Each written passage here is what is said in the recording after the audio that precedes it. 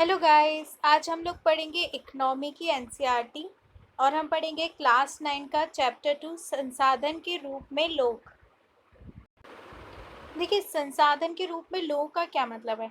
Resources हम किसको कहते हैं? जो हमारे पास आसपास चीज़ें हैं जो हमारे लिए उपयोगी हैं, है ना। जैसे प्राकृतिक संसाधन होते हैं। लेकिन संसाधन के रूप में लोगों से क्या मतलब है? देखिए, लोग भी संसाधन होते हैं, रिसोर्सेज होते हैं, क्योंकि चीज़ें कौन बनाता है? लोग बनाते हैं। लेकिन देखिए, अगर कोई व्यक्ति ना ही शिक्षित है, ना ही मतलब बिल्कुल भी पढ़ा लिखा हुआ नहीं है और बीमार है, उसमें कोई कौशल नहीं है, तो वो व्यक्ति रिसोर्स नहीं कहलाएगा, क्योंकि वो कुछ देश के लिए ज़्यादा चीज़ें नहीं कर पाएगा। तो लोग भी इस रिसोर्स होते हैं, लेकिन वो पढ़े लिखे हों, है ना, और स्वस्थ हों, तब वो रिसोर्स होते हैं। उनमें कोई कौशल हो, उन्हें कुछ प्रशिक्षण दिया गया हो, तब वो कहलाते हैं संसाधन। संसाधन के रूप में लोग अध्याय जनसंख्या की अर्थव्यवस्था पर दायित्व से अधिक परिसंपत्ति के रूप में व्याख्या करने का प्रयास है। तो देखिए, संसाधन के रूप में जो लोग हैं, ठीक है, उस अध्याय में जनसंख्या की जो जनसंख्या है उसकी अर्थव्यवस्था पर दायित्व से अधिक परिसंपत्ति के रूप में, मतलब जो जनसंख्या होती है वो अर्थव्यवस्था पे दायित्व नहीं है।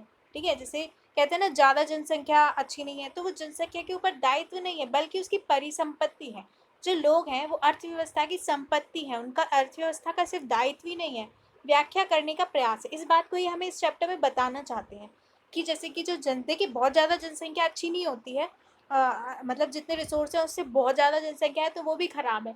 लेकिन अगर ऐसा कहा जाए कि जो भी जनसंख्या है किसी देश की, वो अर्थव्यवस्था पर दायित्व है, तो वो गलत है, वो अर्थव्यवस्था की परिसंपत्ति होती है। क्यों? इसीलिए जो विकसित राष्ट्र हैं, जहाँ पर बहुत मतलब जनसंख्या वृद्धि बहुत कम हो गई है, वहाँ पर वो क्या है, जनसंख्या बढ़ाना चाहते हैं। जब शिक्षा, प्रशिक्षण और चिकित्सा सेवाओं में निवेश किया जाता है तो वही जनसंख्या मानव पूंजी में बदल जाती है। लेकिन देखिए, मैंने आपको क्या बताया कि व्यक्ति पढ़ा लिखा हो, उसे शिक्षा हो, प्रशिक्षित हो और चिकित्सित चिकित्सीय सेवाओं में निवेश किया जाता है। जब इन तीनों चीज़ें में सरकार निवेश करती है, अच्छा पढ़ाती लिखाती है लोगों को, ठीक है, उन लोग स्वस्थ होते हैं, प्रशिक्षित होते हैं, तो वही लोग जो है वो मानव पूंजी में बदल जाते हैं। देखिए, कोई पढ़ा लिखा व्यक्ति तो कोई कार्य कर सकता है ना। वास्तव में मानव पूंजी कौशल और उसमें निहित उत्पादन के ज्ञान का स्टॉक है। तो मानव पूंजी क्या है? मानव पूंजी जो कौशल है लोगों के पास और उनमें निहित उत्पादन का, उनमें जो उत्पादन करने का ज्ञान है, कुछ बनाने का जो ज्ञान है, उसको स्टॉक, उसके स्टॉक को कहते हैं मानव पूंजी। समझे? तो देखिए, संसाधन के रूप में लोग वर्तमान उत्पादन कौशल और क्षमताओं के संदर्भ में किसी देश के कार्यरत लोगों का वर्णन करने का तरीका है। तो देखिए, जो संसाधन के रूप में लोग हैं, वर्तमान उत्पादन कौशल, जो मतलब हमारा उत्पादन करने का कौशल है, और क्षमताओं के संदर्भ में किसी देश में कार्यरत लोगों का वर्णन करने का एक तरीका है। तो इसका मतलब ये है कि देखिए, रिसोर्स के रूप में जो लोग होते हैं, ठीक है, उनका जो कौशल होता है उत्पादन करने का, उनमें जो क्षमताएं होती है, वो बताता है कि किसी देश में कार्यरत लोगों का वर्णन करने का एक तरीका होता है। ठीक है, उत्पादन पहलू की दृष्टि से जनसंख्या पर विचार करना सकल राष्ट्रीय उत्पाद के सृजन में उनके योगदान की क्षमता पर बल देता है। देखिए, उत्पादन पहलू की दृष्टि से मतलब अगर हम उत्पादक देखें, उत्पादक पहलू यानी हम लोग जो अगर कोई उत्पादन कर रहे हैं तो हम उत्पादक हैं। तो उत्पादक पहलू की दृष्टि से जनसंख्या पर विचार करना, अगर हम उत्पादक पहलू से देखें तो जनसंख्या पर अगर हम विचार करें तो सकल राष्ट्रीय उत्पाद के सृजन में उनके योगदान की क्षमता पर बल देता है। कि वो जो सकल राष्ट्रीय उत्पाद है हमारा, जो हमारा ग्रॉस नेशनल प्रोडक्ट है, उसके सृजन में क्या मतलब उसके सृजन में जो हमारा सकल राष्ट्रीय उत्पाद है उसके सृजन में उनका क्या योगदान है। ठीक है, उनके योगदान देने की क्या क्षमता है लोगों की। तो उस ये इससे हम देखते हैं उत्पादन पहलू की दृष्टि से जनसंख्या का मतलब ये हुआ कि सकल राष्ट्रीय उत्पाद के सृजन में उनकी योगदान देने की क्षमता क्या है ना। मैं आपको काफ़ी मतलब ईजी करके समझाना चाह रही हूँ। तो हम ये देखेंगे कि हमारे जो लोग हैं वो कितना मतलब कितना जो हमारा जीडीपी है उसमें कितना योगदान दे रहे हैं, कितना उत्पादन कर रहे हैं, है ना, उनका कौशल, उनकी क्षमता क्या है, ये देखते हैं। दूसरे संसाधनों की भांति ही जनसंख्या भी एक संसाधन है। मैंने आपको बताया जो लोग हैं वो एक संसाधन है, एक मानव संसाधन। यह विशाल जनसंख्या का एक सकारात्मक पहलू है जिसे प्राय उस वक्त अनदेखा किया जाता था जब हम इसके नकारात्मक पहलू को देखते हैं। देखिए, कभी कभी ना जनसंख्या को बहुत नेगेटिव मान लिया जाता है कि अक्सर ऐसा यही माना जाता है कि ज़्यादा जनसंख्या बुरी है, कम जनसंख्या अच्छी है।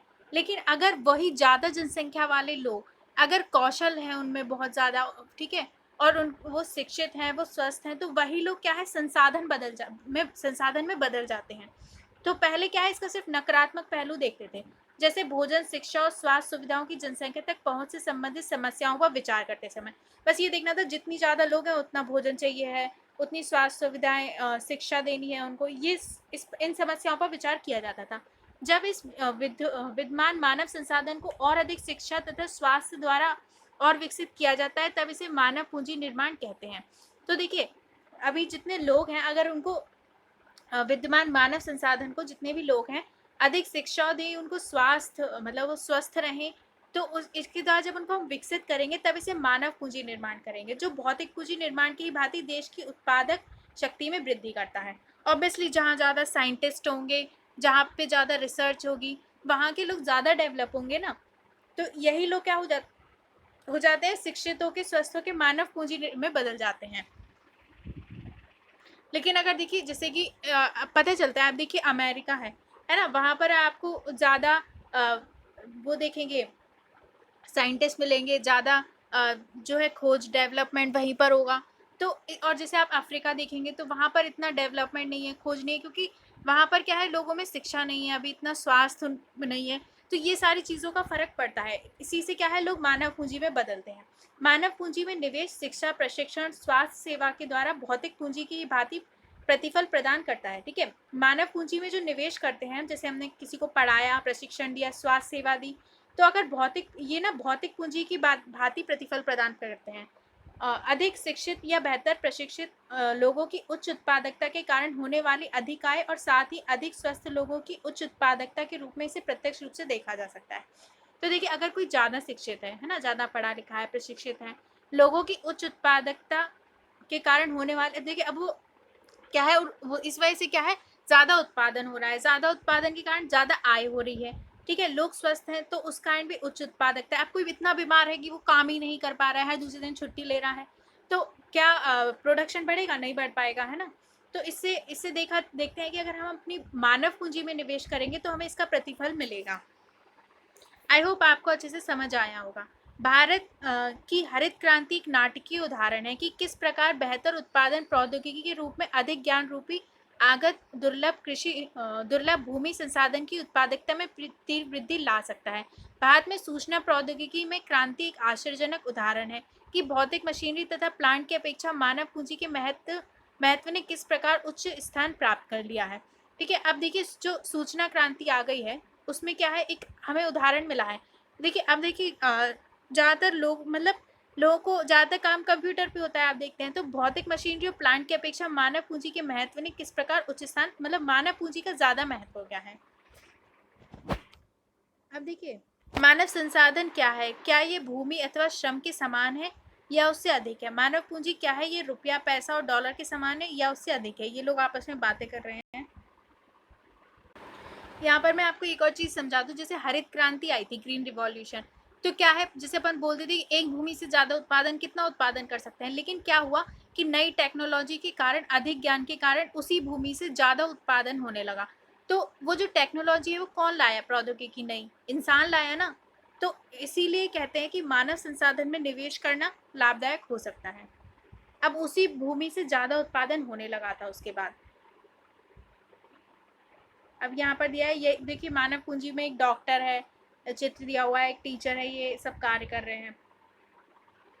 देखिए उच्च आय से न केवल अधिक शिक्षित और अधिक स्वस्थ लोगों को लाभ होता है, बल्कि समाज को भी अप्रत्यक्ष तरीकों से लाभ होता है। देखिए अगर आय अधिक है ना, उससे न केवल अधिक शिक्षित और अधिक स्वस्थ लोगों को लाभ होता है, बल्कि समाज को भी अप्रत्यक्ष तरीके से लाभ होता है, क्योंकि अधिक शिक्षित या अधिक स्वस्थ जनसंख्या का लाभ उन लोगों तक भी पहुंचता है जो स्वयं प्रत्यक्ष रूप से उतने शिक्षित नहीं है, उतनी स्वस्थ सेवा उन्हें प्रदान नहीं की गई है, स्वास्थ्य सेवाएं। देखिए मान लीजिए कि कोई गांव है ना, अब उसमें कुछ लोग पढ़े लिखे हैं, कुछ लोग नहीं पढ़े लिखे हैं। जो पढ़े लिखे हैं उनमें कुछ डॉक्टर हैं, ठीक है, कुछ इंजीनियर हैं। तो अब मान लीजिए एक डॉक्टर है, वो पढ़ा लिखा है, तो वो उन लोगों की भी सेवा कर रहा है जो ज़्यादा स्वस्थ नहीं है। तो अगर लोग शिक्षित होंगे, स्वस्थ होंगे, तो उन लोगों को भी लाभ देंगे जो उतने शिक्षित और स्वस्थ नहीं है, लोगों को पढ़ा सकते हैं। अब तो जैसे कि बहुत से लोग समाज सेवा करते हैं, तो इस तरीके से कौन करता है? जो उसमें सक्षम है वही तो समाज सेवा कर रहा है, वही फ्री में पढ़ा रहा है, वही स्वास्थ्य सेवाएं फ्री में दिलवा पा रहा है। तो इस तरीके से क्या है कि अगर हम एक जनसंख्या को शिक्षित करेंगे, स्वास्थ्य सेवाएं देंगे, तो उससे उनको भी लाभ होगा जो शिक्षित नहीं है, स्वस्थ नहीं है। वास्तव में मानव पूंजी एक तरह के अन्य संसाधनों जैसे भूमि और भौतिक पूंजी से श्रेष्ठ है। ये भी कहा गया है कि जो मानव पूंजी है वो अन्य संसाधनों से श्रेष्ठ है, क्योंकि मानव संसाधन भूमि और पूंजी का उपयोग कर सकता है। देखिए, मानव संसाधन जो है भूमि और पूंजी का भी उपयोग कर सकता है। भूमि और पूंजी अपने आप में उपयोगी नहीं हो सकते हैं। इसमें ये बताया गया कि जो मानव है वो भूमि का और अच्छे से यूज कर सकता है, पूंजी का और अच्छे से उपयोग कर सकता है, लेकिन भूमि पूंजी अपने आप को उपयोग नहीं कर सकते, है ना, अपने आप उपयोगी नहीं हो सकते। अनेक दशकों से भारत में विशाल जनसंख्या को एक परिसंपत्ति की अपेक्षा एक दायित्व माना जाता रहा है। देखिए, भारत में क्या था, पहले इतनी शिक्षा नहीं थी, इतनी मतलब अभी भी थोड़ी कम है, लेकिन पहले तो बहुत ही कम थी। शिक्षा नहीं था, स्वास्थ्य नहीं था, तो जो उनकी विशाल जनसंख्या थी उसको परिसंपत्ति नहीं मानते थे, एसेट नहीं मानते थे, उसको एक दायित्व, एक लायबिलिटी मानते थे। लेकिन ये आवश्यक नहीं है कि विशाल जनसंख्या देश के लिए दायित्व भी हो। लेकिन अब देखिए, अगर आप उनको अब देखिए, भारत से आप देखेंगे कितने जो साइंटिस्ट होते हैं, टीचर्स होते हैं, डॉक्टर्स होते हैं, वो विदेशों में जाके कार्य करते हैं, है ना। वहाँ पर हमारा डायस्पोरा बहुत ज़्यादा हो गया है, अब उससे इंडिया को लाभ भी होने लगा है, ठीक है, बहुत सी चीज़ों में। जैसे कि वो अगर मान लीजिए कोई भारतीय है, वो अमेरिका चला गया है, उसके बाद अगर वो किसी मान लीजिए पॉलिटिक्स में चला गया है, तो वो इंडिया का कहीं ना कहीं पक्ष लेगा। तो इस तरीके से क्या है, हमें कहीं ना कहीं उस विशाल जनसंख्या का लाभ भी मिलने लगा। बहुत ज़्यादा हमारे रेमिटेंस आता है ना, मतलब जो विदेशों में काम करने वाले व्यक्ति है वो सबसे ज़्यादा भारत को रेमिटेंस यानी उनसे आय, वो पैसा भेजते हैं सबसे ज़्यादा, तो हमें बहुत ज़्यादा रेमिटेंस प्राप्त होता है। तो अब हमें कहीं ना कहीं लाभ दिखने लगा है ना। तो ये आवश्यक नहीं है कि विशाल जनसंख्या देश के लिए दायित्व ही हो। मानव पूंजी में निवेश द्वारा उसे उत्पादक परिसंपत्ति में बदला जा सकता है। तो अगर देखिए, वो दायित्व जब होगी जब वो ना तो पढ़ी लिखी हो, ना स्वस्थ हो, ना उसे में कोई कौशल हो। लेकिन अगर ये सब दे दिया जाए तो वही मानव पूंजी क्या है, एक परिसंपत्ति, एसेट में बदल जाती है। उदाहरण के लिए सबके लिए शिक्षा और स्वास्थ्य, आधुनिक प्रौद्योगिकी के प्रयोग में औद्योगिक और कृषि श्रमिकों के प्रशिक्षण, उपयोगी वैज्ञानिक अनुसंधान आदि पर संसाधन के व्यय द्वारा। तो इन सब पे हम व्यय द्वारा क्या कर सकते हैं, उसको परिसंपत्ति में बदल सकते हैं। निम्नलिखित दो उदाहरण स्पष्ट करते हैं कि लोग अधिक उत्पादक संसाधन बनने का प्रयास करते हैं। अब देखिए, एक कहानी दी हुई है, दो मित्र विलास, और ये जल्दी से पढ़ लेती हूँ। दो मित्र विलास और सकल एक ही गांव सेमापुर में रहते थे। सकल की आयु 12 वर्ष थी। उसकी माँ शीला घर पर कामकाज देखती थी। उसके पिता बूटा चौधरी खेत में काम करते थे। घर के सकल ग्रॉस याद आ रहा है उससे, सकल घर के कामकाज में अपनी माँ की मदद करता था। वह अपने छोटे भाई जीतू और बहन सीतू की भी देखभाल करता था। उसके चाचा श्याम ने मैट्रिक्स की परीक्षा पास की थी, लेकिन वह घर में बेकार बैठा था क्योंकि उसे कोई नौकरी नहीं मिली। बूटा और शीला चाहते थे कि उनका बेटा सकल पढ़े लिखे। देखिए, ये स्टोरी आप पॉज करके पढ़ लीजिए क्योंकि बहुत बड़ी है। ये हमें यही बता रही है एक तरीके से मानव संसाधन के बारे में। देखिए, ये दो कहानी हमें बस कुछ नहीं, इतना ही बता रही हैं। एग्जाम पॉइंट ऑफ व्यू से कहानी इंपॉर्टेंट नहीं है, जो बता रहा है वो इंपॉर्टेंट है बात, कि क्या कि मतलब एक व्यक्ति है, उसने क्या किया, कोर्स कर लिया कंप्यूटर का, और उसके बाद क्या है, वो एक अच्छे से कमाने लगा और वो एक मानव संसाधन के रूप में बना। और दूसरी कहानी जो हमें दी हुई है यहाँ पर, विलास की कहानी, ये कहानी भी आप पॉज करिए और पढ़ लीजिए। तो ये बताई गई है कि कैसे अगर हम मतलब एक का दिया है कि कैसे शिक्षित होकर और अच्छे से लग गया, और दूसरे की स्टोरी दी हुई है कि किस तरीके से नहीं हुआ उसका। अब देखिए, यहाँ से हम पढ़ेंगे, इन दोनों व्यक्तियों के अध्ययनों ने हमने देखा कि सकल स्कूल जाता था जबकि विलास स्कूल नहीं गया। ठीक है, सकल जो था वो शिक्षित था जबकि विलास नहीं था। सकल शारीरिक रूप से हष्टपुष्ट और स्वस्थ था, उसे बार बार डॉक्टर के पास जाने की आवश्यकता नहीं पड़ती थी। विलास गठिया का रोगी था। ठीक है, तो ये बताया, सकल जो है वो स्वस्थ था, पढ़ा लिखा था। विलास क्या था, पढ़ा लिखा नहीं था और बीमार भी था। उसके यहाँ डॉक्टर के पास जाने के साधन नहीं थे। सकल ने कंप्यूटर में डिग्री प्राप्त की थी। सकल को एक प्राइवेट फर्म में नौकरी मिल गई। विलास वही काम करता रहा जो उसकी माँ करती थी। अपनी माँ की ही तरह परिवार को पालने पोसने के लिए उसकी आय बहुत कम थी। तो यही दिखाएगी कि आप पढ़ लिख लेंगे तो कुछ बन जाएंगे, जो पेरेंट्स कहते हैं। सकल के मामले में कई वर्षों की शिक्षा ने उसके श्रम की गुणवत्ता बढ़ाई। इससे उसकी कुल उत्पादकता में वृद्धि हुई। कुल उत्पादकता देश की समृद्धि में योगदान देती है। इसके बदले में व्यक्ति को वेतन के रूप में या फिर उसकी पसंद के किसी दूसरे रूप में प्रतिफल मिलता है। विलास को उसके जीवन के आरंभिक भाग में कोई शिक्षा या स्वास्थ्य सेवा नहीं मिल सकी। वह अपनी माँ की भांति मछलियां बेचकर अपना जीवन यापन करता, इसलिए वह अपनी माँ की ही तरह अक्षर श्रमिक का वेतन पाता था। तो इससे दिया है कि आप पढ़ लेंगे तो फिर आप क्या है, ज़्यादा उत्पादन कर सकते हैं, तो आप देश की समृद्धि में भी योगदान दे सकते हैं। आपके पास अगर इनकम होगी तो आप खुद पर भी अच्छे से अपने घर भी चला सकते हैं। इसके अदर अगर आपको ये चीज़ें नहीं मिलेंगी तो आप मतलब कम आय होगी तो आप अपने जो है ना अपने देश को की वृद्धि में योगदान देंगे और ना ही अपने घर का अच्छे से जीवन यापन कर पाएंगे। तो देखिए, मानव संसाधन में शिक्षा और चिकित्सा के द्वारा निवेश से भविष्य में उच्च प्रतिफल प्राप्त हो सकते हैं। लोगों में यह निवेश भूमि और पूंजी में निवेश की ही तरह है। तो देखिए, मानव संसाधन में अगर निवेश किया जाए, निवेश कैसे करेंगे, शिक्षा देके या चिकित्सा देके, निवेश से भविष्य में उच्च प्रतिफल प्राप्त हो सकता है। उससे हमें क्या होगा, भविष्य में उच्च प्रतिफल मिलेगा। लोगों में यह निवेश भूमि और पूंजी में निवेश की ही तरह है। एक बच्चा भी जिसकी शिक्षा और स्वास्थ्य पर निवेश किया गया है, भविष्य में उच्च आय और समाज को बृहत योगदान के रूप में अधिक प्रतिफल दे सकता है। तो देखिए, अगर एक बच्चे को पढ़ाया लिखाया जाए, उसके स्वास्थ्य पर निवेश किया जाए, तो वो क्या है, उच्च आय और समाज में बृहद योगदान दे सकता है। यह देखा जाता है कि शिक्षित माँ बाप अपने बच्चों की शिक्षा पर अधिक निवेश करते हैं। ऐसा इसलिए होता है क्योंकि उन्हें स्वयं भी शिक्षा के महत्व को अनुभव किया होता है। तो देखिए, जो लोग पढ़े लिखे होते हैं वो अपने बच्चों को पढ़ाना लिखाना चाहते हैं। ऐसा इसलिए होता है क्योंकि उन्होंने स्वयं भी शिक्षा के महत्व, हाँ ठीक है, वे उचित पोषण और स्वच्छता के प्रति भी सचेत होते हैं। इसी प्रकार वे अपने बच्चों की स्कूली शिक्षा और अच्छे स्वास्थ्य की आवश्यकताओं पर भी ध्यान देते हैं। तो देखिए, इसमें कुछ समझाने वाला नहीं है, जहाँ आएगा वहाँ मैं आपको समझाती हूँ। इसमें यही बोला है कि जो पढ़े लिखे माँ बाप होते हैं वो अपने बच्चों को पढ़ाते लिखाते हैं, उनके स्वास्थ्य पर ध्यान देते हैं। इस मामले में एक अच्छा चक्र बन जाता है। इसके विपरीत स्वयं भी अशिक्षित और अस्वच्छता और सुविधा वंचित स्थिति में रहने वाले माँ बाप एक दुष्चक्र सृजित कर लेते हैं और अपने बच्चे को अपनी ही तरह सुविधाओं से वंचित स्थिति में रखते हैं। अब देखिए, जो लोग मान लीजिए कोई व्यक्ति है ना, अब वो मजदूरी कर रहा है, तो एक तो वो लोग बच्चे उनके ज़्यादा हो जाते हैं, फिर वो भी मजदूरी करते हैं, वो पढ़ते लिखते नहीं है, वो भी मजदूरी ही करते हैं, उनको भी मतलब स्वास्थ्य लाभ नहीं मिल पाता है, तो इस तरीके से वो भी कुपोषित रहते हैं। तो इस तरीके से क्या, एक दुष्चक्र चलता रहता है। जापान जैसे देशों ने मानव संसाधन पर निवेश किया, उनके पास कोई प्राकृतिक संसाधन नहीं था। अब देखिए, यहाँ पर जापान का एक बहुत अच्छा एग्जाम्पल है। जापान में आप देखिए कोई प्राकृतिक संसाधन ज़्यादा नहीं है, लेकिन उन्होंने क्या किया, अपने मानव संसाधन पर निवेश किया। ये विकसित धनी देश है और वो एक धनी देश बना। वे अपने देश के लिए आवश्यक प्राकृतिक संसाधनों का आयात करते हैं। देखिए, हमारे यहाँ नेचुरल रिसोर्सेज बहुत ज़्यादा हैं, लेकिन जापान में नहीं है। तो क्या है, उन्होंने अपने लोगों को पढ़ाया लिखा, प्रशिक्षित किया, और क्या है, प्राकृतिक संसाधन तो बाहर से मंगा लेते हैं। वे कैसे धनी और विकसित बने, उन्होंने लोगों के विशेष रूप से शिक्षा और स्वास्थ्य के क्षेत्र में निवेश किया। उन्हें लोगों को पढ़ाया लिखाया, उनकी हेल्थ पे ध्यान दिया। उन लोगों ने भूमि और पूंजी जैसे अन्य संसाधनों का कुशल उपयोग किया। तो जितनी उन पे भूमि थी, पूंजी थी, उसका अच्छा उपयोग किया। इन लोगों ने जो कुशलता और प्रौद्योगिकी विकसित की, उसी से ये देश धनी विकसित बने। तो देखिए, इन लोगों ने क्या है, कुछ कुशलता और प्रौद्योगिकी विकसित कर ली, जिससे क्या है, ये देश धनी बन गए। अब देखिए, लोग कृषि में ही लगे रहते, मतलब बहुत ज़्यादा लोग कृषि में ही लगे रहते हैं ना, या प्राकृतिक संसाधन उन्हीं में लगे रहते, प्राकृतिक संसाधन वाली क्रियाकलाप में।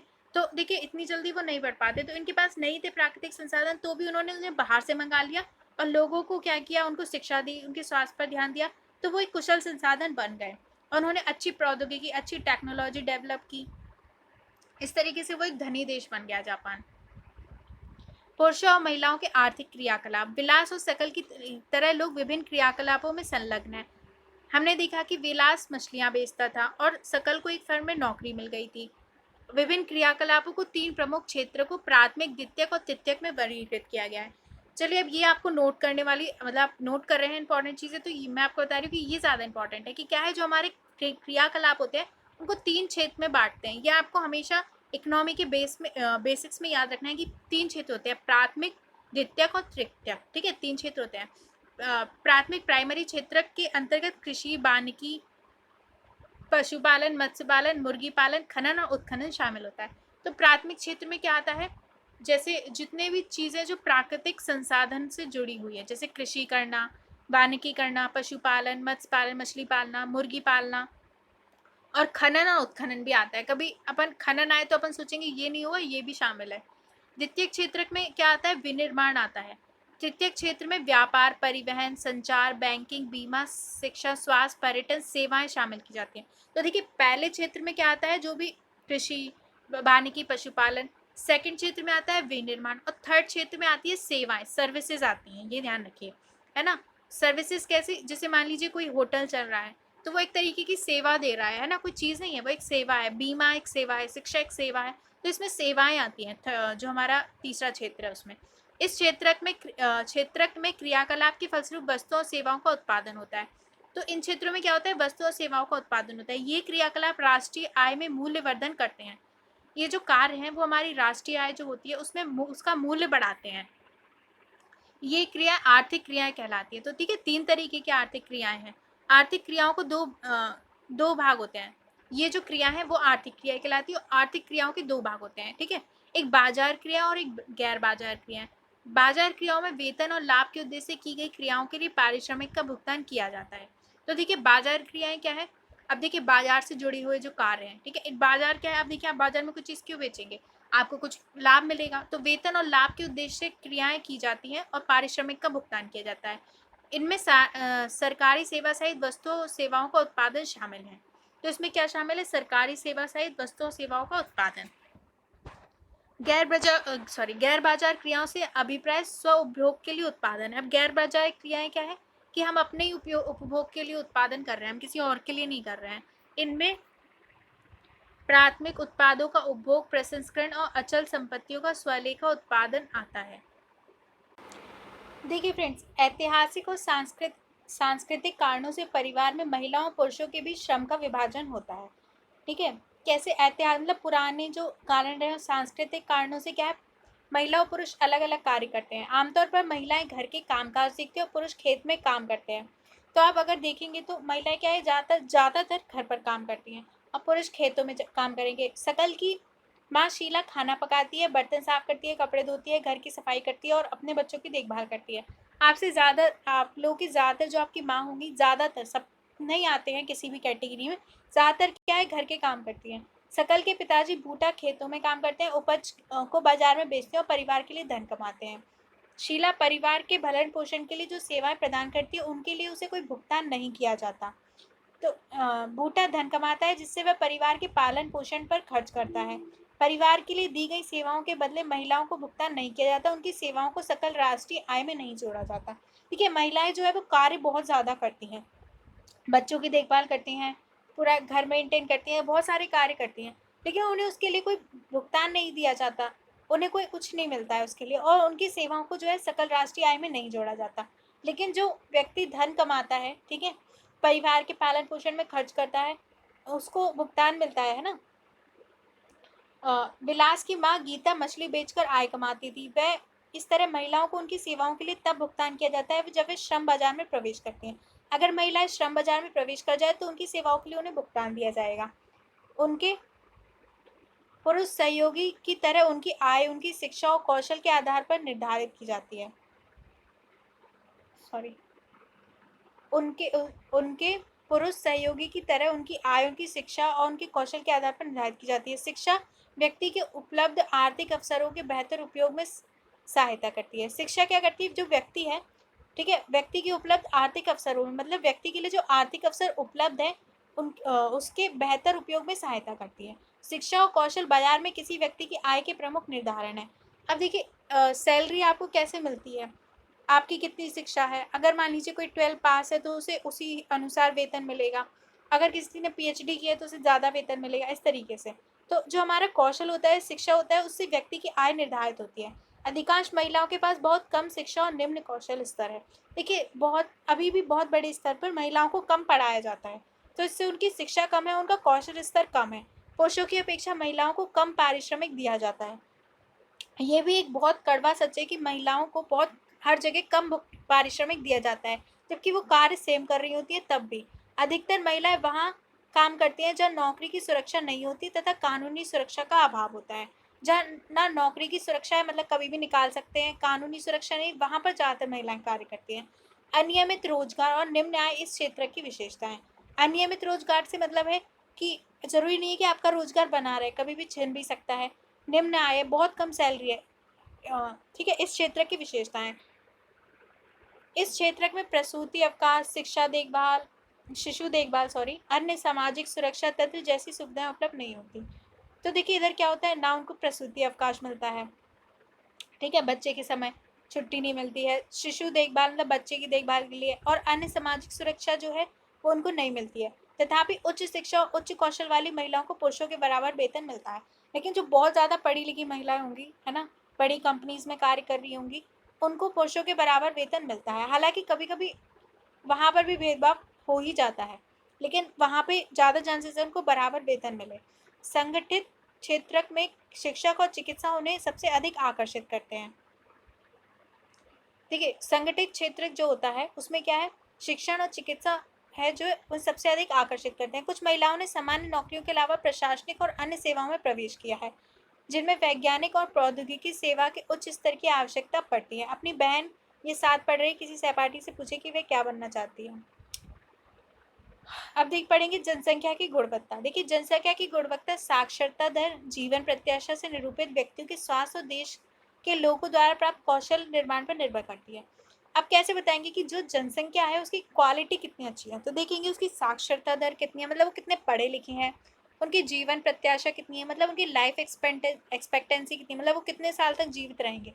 किसी की 60 होती है, किसी की 70 होती है, ठीक है। व्यक्तियों के स्वास्थ्य और देश के लोगों द्वारा उन्हें कौन सा कौशल मिला हुआ है, इसके आधार पर जनसंख्या की गुणवत्ता देखते हैं। जनसंख्या की गुणवत्ता अंततः देश की समृद्धि दर निर्धारित करती है। देखिए जितनी जनसंख्या की गुणवत्ता होगी उतनी उसकी समृद्धि दर ज़्यादा होगी। साक्षर और स्वस्थ जनसंख्या परिसंपत्तियाँ होती हैं। पढ़ी लिखी और स्वस्थ जनसंख्या क्या है, वो एक परिसंपत्ति होती है, एसेट होती है। शिक्षा अपने जीवन के आरंभिक वर्षों की सकल की शिक्षा ने बाद के वर्षों में अच्छी नौकरी और अच्छे वेतन के रूप में उसे फल दिया।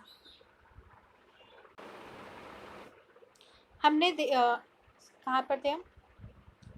हमने देखा कि सकल के विकास के लिए शिक्षा एक महत्वपूर्ण आगत था। इसने उसके लिए एक नए क्षेत्र खोले, नई आकांक्षाएं दी, जीवन के मूल्य विकसित किए। न केवल सकल के लिए बल्कि समाज के विकास में भी शिक्षा का योगदान है। ये राष्ट्रीय और सांस्कृतिक समृद्धि में वृद्धि करती है और प्रशासन की कार्यक्षमता बढ़ाती है। प्राथमिक शिक्षा में सार्वजनिक पहुंच, क्षमता और गुणवत्ता प्रदान करने का प्रावधान किया गया है, और इस मामले में लड़कियों पर विशेष जोर दिया गया है, ठीक है। प्रत्येक जिले में नवोदय विद्यालय जैसे प्रगति निर्धारक विद्यालयों की स्थापना की गई है। बड़ी संख्या में हाई स्कूल के विद्यार्थियों को ज्ञान और कौशल से संबंधित व्यवसाय उपलब्ध कराने के लिए व्यावसायिक शाखाएं विकसित की गई हैं। तो देखिए अब ये बताया गया है कि इसलिए क्या है, सरकार प्रयास कर रही है। शिक्षा पर योजना परिव्यय पहली पंचवर्षीय योजना के 151 करोड़ रुपए से बढ़कर 11वीं पंचवर्षीय योजना में 3766.90 करोड़ रुपए हो गया, ठीक है। अगर उन्हें ये बताया कि शिक्षा पर जो है ज़्यादा व्यय करने से, देखिए ये बताया गया कि शिक्षा पर व्यय करने से क्या है, समृद्धि बढ़ी, ठीक है। मतलब इसलिए शिक्षा पर ज़्यादा व्यय किया गया। सकल घरेलू उत्पाद के प्रतिशत के रूप में शिक्षा पर व्यय 1951-52 से 0.64% से बढ़कर 2015-16 में 3% बजटीय अनुमान हो गया। इसके बाद केंद्रीय और राज्य सरकारों के दस्तावेज भारतीय रिजर्व बैंक के द्वारा ये बजटीय अनुमान 2017-18 में घटकर 2.7% आ गया। तो फ्रेंड्स अभी ये चैप्टर्स जो है बहुत बड़े हैं, तो हम हाफ पढ़ेंगे। आज हमने हाफ पढ़ लिया है, इसके आगे का हम नेक्स्ट वीडियो में देखेंगे। आई होप कि आपको आज काफ़ी इंपॉर्टेंट चीज़ें पता चली है कि जो हमारी अर्थव्यवस्था है इसमें 3 क्षेत्र होते हैं, प्राथमिक, द्वितीयक, तृतीयक, ठीक है। और मानव संसाधन में निवेश करने से हमारी समृद्धि बढ़ती है। तो ये इंपॉर्टेंट पॉइंट थे जो हमने अभी तक पढ़े। अब बाकी का जो चैप्टर है वो हम नेक्स्ट वीडियो में देखेंगे, क्योंकि मैं थोड़ा गला ही वैसा हो रहा है। Thank you.